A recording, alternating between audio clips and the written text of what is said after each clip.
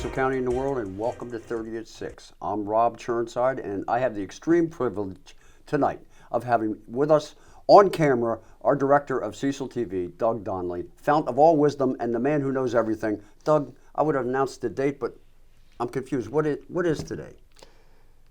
Today, I believe, is June 24th. Okay, But- so tomorrow will be the 25th. Right. When people watch this, it will be That'll be the first day June that people watch this 25th show. and beyond. And beyond, always beyond. They're familiar with the show in Canada. I was in Canada, you know. I know that. So how was Canada? It was like another country up there. I was in Quebec. They speak French. That's why they call it Canada. Yeah, right. See, I told you he knows everything. They speak French up there, and Did you get to use your French? I brought a French 1 textbook, and I asked some I things. thought you spoke French. Un peu. I spoke French when I What? was in high school. I rode my horse to school every day and spoke French, and got my knuckles beat with the ruler, and I forgot most of it. But When I went to Nicaragua, I thought I knew more Spanish than I did, but I was useless. yeah, luckily up there, they would say, "You want it in French or English?" And most of them, the waiters and the people helping you spoke English as well. So that was good, but it was a really cool experience. Quebec was worth seeing. I did a little bit of research on the worm situation up there, and most people use the plastic worms up there. I like that. And there may be some genetic engineering going on. I wonder if it's a climate, whatever,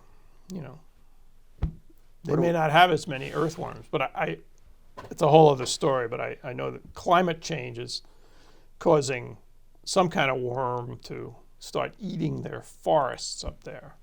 It's a big problem. There's a lot of forests that were like brown pine trees everywhere. Mm-hmm. But there was a lot of pine trees. So you drove, and on your way back, you took a picture.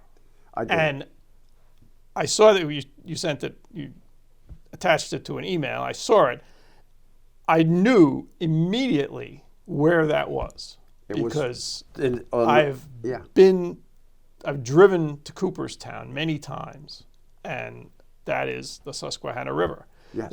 That's when it just starts to get large. Yeah, it started as a little creek, maybe 50 miles north of Right. that. You can actually go. You can go in Cooperstown. You can go to a place where it runs under a sidewalk, and it's like a foot wide. And then it becomes, as we all know, the mighty Susquehanna feeding 3/4 of the water into the Chesapeake Bay. Amazing. And I know we talked about, can you raft down the Susquehanna?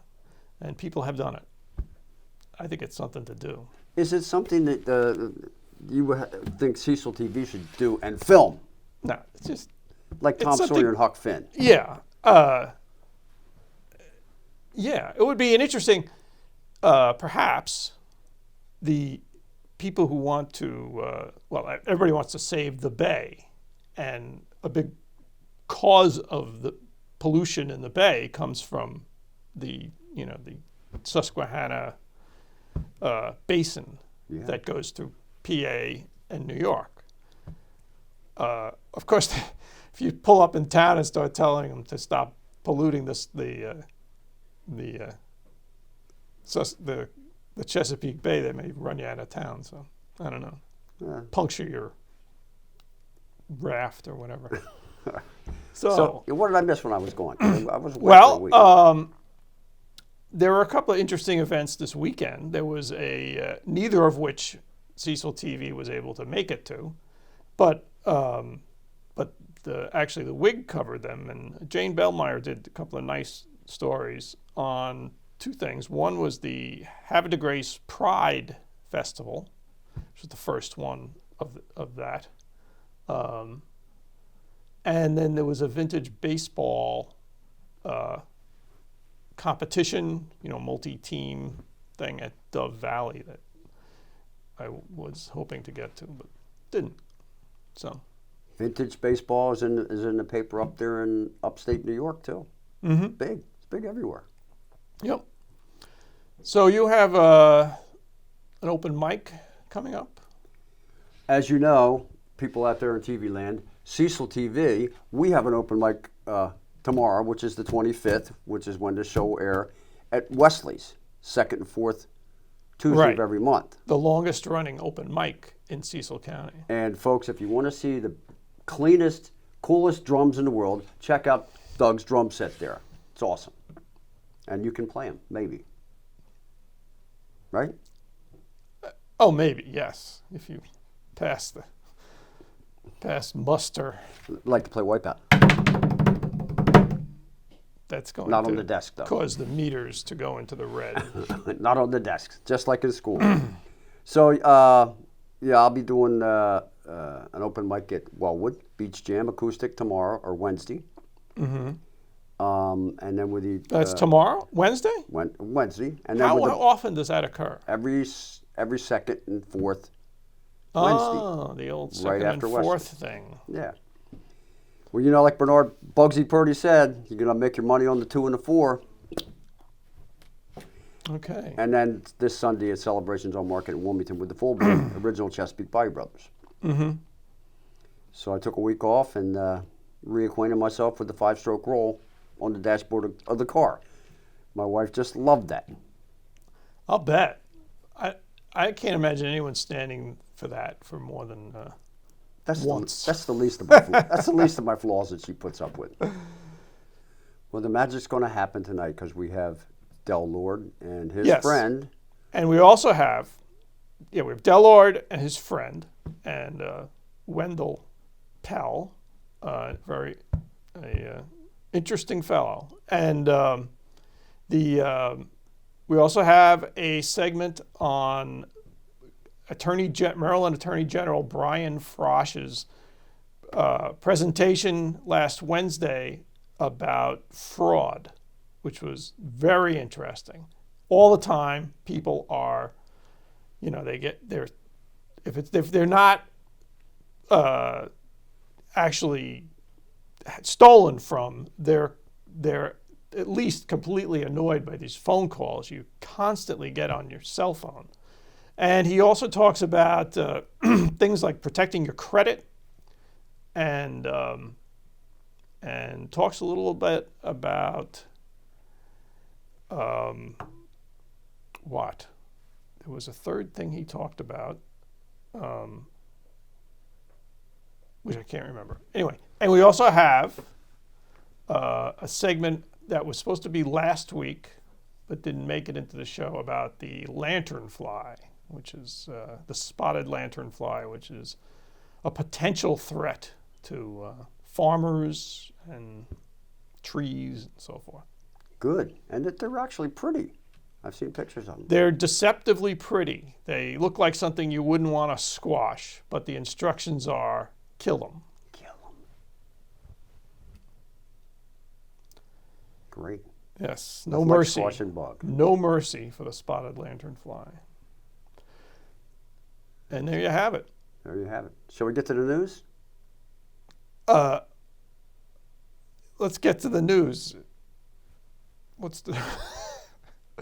Do we have news? We don't really have any news. But we'll get on with the show. So, on with the show. The man himself has said it.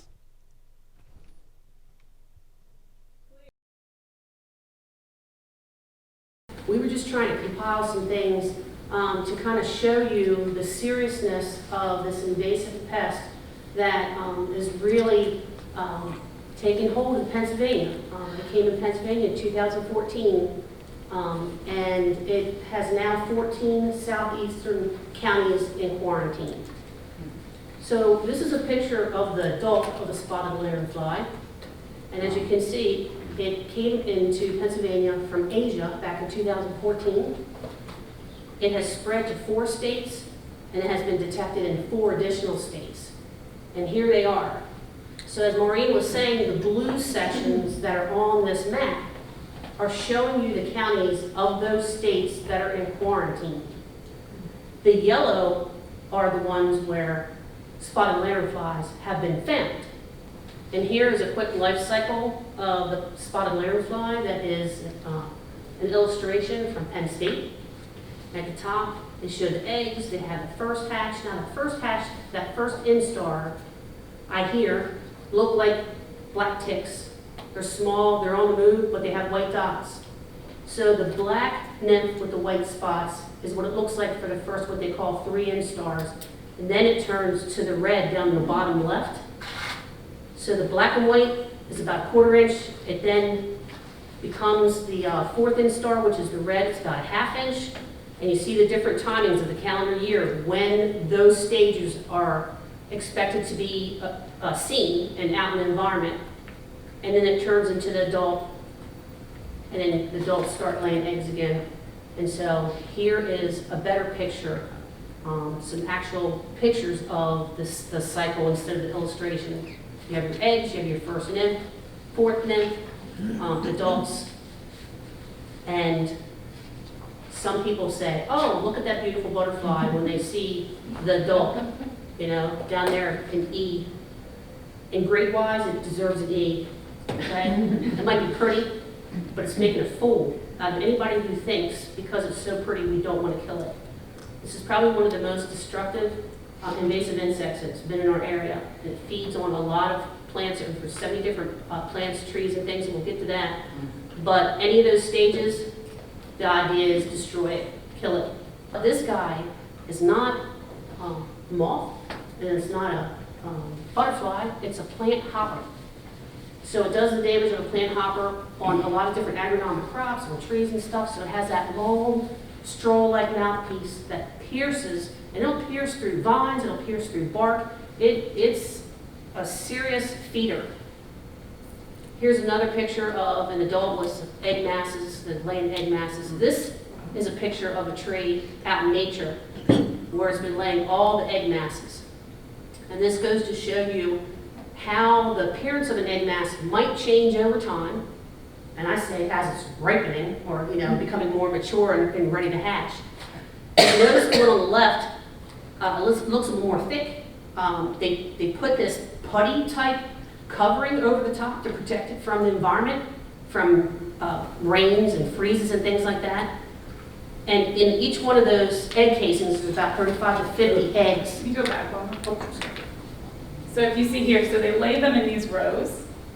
So that's an uncovered egg mass. There is no study that says that these will die. So these could even survive.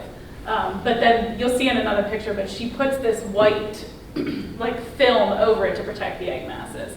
So if you see anything like this too, which can be hard to see, as you can see in the bark there, that is exactly what we're looking at, is those rows of eggs. Yeah. They typically, from what I've heard, they typically like smooth surfaces.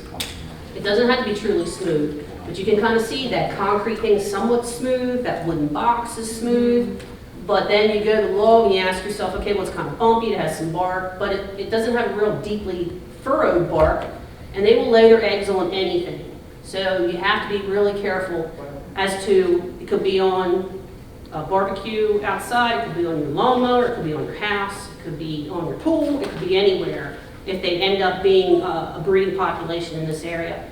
What this is showing is that the adults get on the tree, and as they pierce and suck and feed, they also go to the bathroom and they excrete what they call a honeydew. And a honeydew is a clear substance that's sticky and sweet.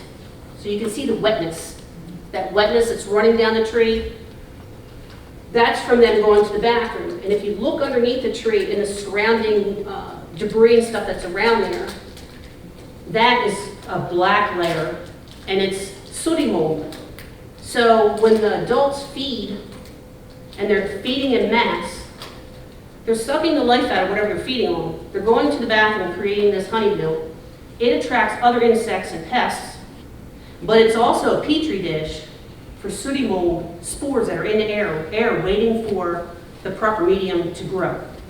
So the sooty mold comes driving in there 100 miles an hour, and it gets established, and what it does is it creates this black layer that then blocks the sun. It ends up interfering with photosynthesis, so it could end up killing the plants that it's on. And here's another picture of the honeydew. You see it kind of has that that wet look, and then the black is starting to take hold. So you can imagine those leaves, when they have that black coating on it and covering, it's not going to be able to photosynthesize. The spotted lanternfly feeds on over 70 different plants.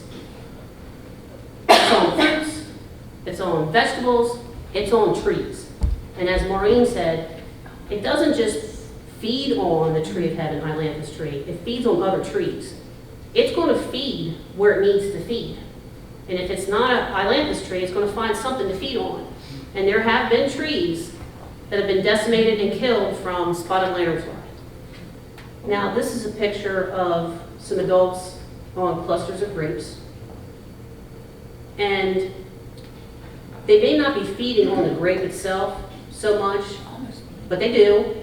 But when they get in mass like that, no matter what they're feeding on, you can start seeing down the bottom right, there's a little bit of wetness. That honeydew is going to cause a problem in these grapevines. But they go off the fruit and they go to the vine or to the cane, and they pierce into that cane and they suck the life out of the vine. And there have been vineyards in Pennsylvania that have been decimated and are completely dead from spotted lanternfly coming in to their vineyard. There were also vineyards in Pennsylvania that there was feeding going on, and the next year they didn't produce any fruit. The vines were somewhat alive, but they weren't productive. This is a stat from the Berks County greenhouse and nursery, and it's a pretty big production. But just so you're aware, Cecil County is #1 in greenhouse and nursery production in the state of Maryland. So our greenhouses and our nurseries are huge in our economic impact in the county. I mean, in the state. This particular one applied 65 additional sprays to their plants. So every single day they were out there spraying insecticide just to keep their plants alive. Imagine what that does to the cost of the product. Imagine what it does to the labor cost of this nursery. And then half their markets go away because they can't sell to particular markets that won't accept people that have sprayed with neonicotinoids or certain insecticides, and it's the only thing that is killing off these insects. So we definitely have an opportunity here to stop it before it spreads like this, because if this comes into our nurseries, we could see a huge impact on our economy. So today at Cecil College, we had a lunch and learn to educate the general public about the spotted lanternfly and the importance of everyone being on the lookout and taking action to stop the spread. This was a combination of a partnership with the Upper Shore Regional Council, the Cecil County Economic Development Office, Maryland Department of Agriculture, and the University of Maryland Extension. There is a display in the lobby of the Cecil County Administrative Building. If you would like to stop by, take a closer look, pick up some free materials. You can look on the Cecil County Extension website to find out more information, or you can call our office number at 410-996-5280 to get more information about the spotted lanternfly and the importance that everyone has for taking care of destroying the population of this new invasive.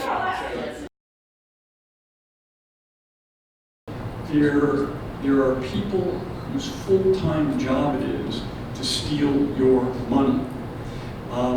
They call you from a number that looks like it's right down the street, or a number that you recognize. And in fact, what they do is that's what's called a spoof number. It's a fake number. They're calling from somewhere else, often from out of the country. They're calling from India, from Kazakhstan, from Peru, from wherever. They're trying to steal your money. If you don't recognize the number, don't pick it up. If it's really important, I mean, if it's your kid, you're going to know, right? If it's really important, you don't recognize the number, don't leave a message. And if, however, you can't resist, you pick up, as I did just the other night, thinking it was a neighbor, and it turns out to be a solicitor or a scam artist or somebody you just don't know, hang up on them. They're very persuasive. They make a lot of money by keeping you on the phone, trying to get you to send them money, trying to get your personal information from you. And so your best defense is hang up. If you're getting calls from the IRS or anybody else, hang up. check them out yourself, call back on a government line that you know to be a government line, or the business's line. If they say they're calling from Walmart, call Walmart back, but don't call back the person who's got you on the phone. So you have to protect yourselves, and here are some things that you can do, I think will make a great deal of difference. First, freeze your credit. Unless you're planning to get a new credit card, or buy a house, or take out a loan, you can call the 3 major credit reporting agencies, or there's a 4th as well, but you can call all 3 or 4 of them and freeze your credit. You can do it for free. That means that if somebody tries to open credit in your name, they'll say, sorry, can't be done. Somebody tries to borrow money in your name, won't let them do it. And because your personal identity is probably out there and there are people who are going to use it sooner or later, this is a very good thing to do. If you need to borrow money, you want a new credit card, you can unfreeze your credit. And you can do this unlimited times in Maryland for free. First, use complex passwords when if you're banking online, which is a good idea, you should have a complex password. And don't use your kids' names. Don't use your birthday or their birthdays. I'm guilty of all of this stuff too. The best thing you can do is come up with a short sentence that's familiar to you, something that you'll remember that nobody else would really associate with you. And then sprinkle symbols through that sentence. You can use a $sign for an S, you can use an exclamation point for an I, or a 3 for an E. So just take a sentence you'll remember, sprinkle a few of those, and if you have 15 characters, it's extraordinarily difficult for somebody to break your password. Doesn't matter how much time you have, there are too many variables. And so a 15 character password is your best protection. If you go for 20 if you can handle it, but 15 is good. Somebody gave me, County Executive McCarthy gave me a question somebody had written. It's not really on this subject, but it's something that I think people might be interested in. He says, noting the letter sent by you and other attorneys general to Congress asking for security grants and funding to protect elections, should Marylanders be concerned if Congress fails to act? The State Board of Elections is doing its level best to make sure that our system is not vulnerable to hacks. And in today's world, nobody can give you 100% assurance about anything. We do have a paper trail of the votes that people make, and that's extremely useful if we have to go through and count again. We hope that doesn't happen. I think you can be relatively confident that the Maryland election system is in good shape, but we're in a world where we build a 10-foot fence and the bad guys build an 11-foot ladder. And then we raise the fence and they build a bigger ladder. And so there is nothing that any cybersecurity effort can do that's going to protect us indefinitely into the future. We have to keep vigilant. We have to keep looking at what we've got and comparing it to what we see happening elsewhere around the country and around the world.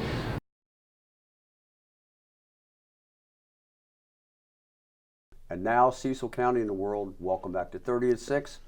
Our old friend and musical favorite, Del Lord, has brought with us a present tonight. Del, who do you have with us? I got a very wonderful person here. He makes his own banjos. He's a great bluegrass picker and singer. His name is Windell Pell of the famous Pell Brothers. Wendell, welcome to 30 at 6. God bless you. I'm glad to be here. Thank you, my friend. We're glad you're here, and we're glad you're here with the old hedgehog. Yeah, the old hedgehog is still kicking. Amen. So, Wendell, we talked earlier, and there's so much you could tell us. Tell us, first of all, you're not only a musician, but you're also a pastor and have your own church. Yes. Through the years, I wrote songs. I wrote my first one back in '63. And from then on, I've been writing songs, 130 songs. And my songs were about real life and about God and about Jesus and the Word. But I traveled all up the East Coast and sung in every major city all up the East Coast.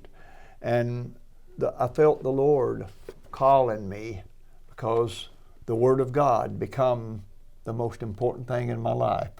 So I felt like God was kind of pulling the carpet out from under me, and I felt the Lord saying, lay your music down and come off of the road and pastor.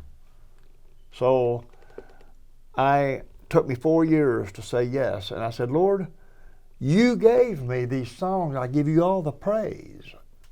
And later on, the Lord began to really come upon me and speak to me. And the Word of God, I went 8 years weeping for what I was seeing in the Bible. And God said, I gave you this Word to share. And you're not going to be able to sing to the big audiences, but you'll sing to whom I send you. So after 4 years, the Lord spoke and said, I gave Abraham a son in his old age, and his name was Isaac. And he was willing to take him and kill him. When I asked him to, are you willing to give up your music? And I came to the place, I said, yes. So after I gave it up and pastored 13 years, the Lord spoke to me and said, now you can take your music back up and use it as a sideline. So I'm very happy now because I'm doing what I want to do and doing what He wants to. Now both of us are happy. It's a win-win-win.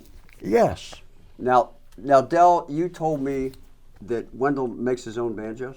Yes, he does. Is that one? Wendell? Yes, this is one right here. This is called a pelican.